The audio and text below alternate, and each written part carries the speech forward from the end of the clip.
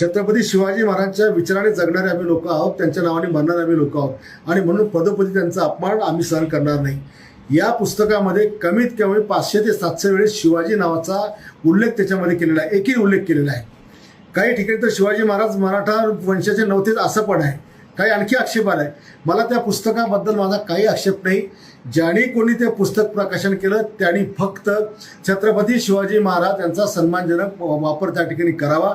मी जे काही त्यांना रात्रीच्या वेळेला त्यांना शिवगाळ केली, त्यांच्या आईबद्दल बोललं असेल किंवा त्यांच्या पत्नीबद्दल, त्याबद्दल मी दिलगिरी व्यक्त करतो। पण ज्याला कुणाला बुलढाण्यातून पुस्तक वाचायचं असेल का महाराष्ट्रात आणखी कुठं वाचायचं असेल, त्याला आमची विनंती आहे की आपण आपल्या बापाचं नाव सुद्धा एकरी घेत नाही तर महाराजांचं नाव किमान छत्रपती शिवाजी महाराज असंच नाव त्याच्यामध्ये उल्लेख करा आणि मग खुशाल पुस्तक वाचा।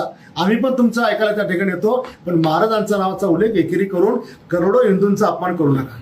छत्रपती शिवाजी महाराजांच्या विचाराने जगणारे आम्ही लोक आहोत, त्यांच्या नावाने मरणारे आम्ही लोक आहोत आणि म्हणून पदोपदी त्यांचा अपमान आम्ही सहन करणार नाही। या पुस्तकामध्ये कमीत कमी 500 ते 700 वेळेस शिवाजी नावाचा उल्लेख त्याच्यामध्ये केलेला आहे, एकही उल्लेख केलेला आहे। काही ठिकाणी तर शिवाजी महाराज मराठा वंशाचे नव्हतेच असं पण आहे, काही आणखी आक्षेप आहे। मला त्या पुस्तकाबद्दल माझा काही आक्षेप नाही। ज्यांनी कोणी ते पुस्तक प्रकाशन केलं त्यांनी फक्त छत्रपती शिवाजी महाराज यांचा सन्मानजनक वापर त्या ठिकाणी करावा।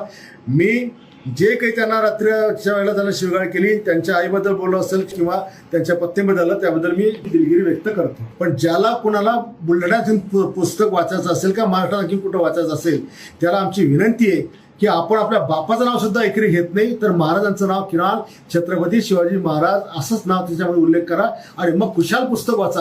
आम्ही पण तुमचं ऐकायला त्या ठिकाणी येतो, पण महाराजांचा नावाचा उल्लेख एकेरी करून करोडो हिंदूंचा अपमान करू नका।